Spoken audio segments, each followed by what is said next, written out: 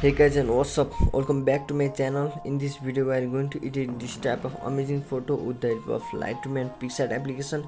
And guys, preset and PNG link is in description, you can download from there. And if you are new in this channel, don't forget to subscribe and press the bell icon for new updates. So without wasting any time, let's get started. I'm not in the mood, but you'll be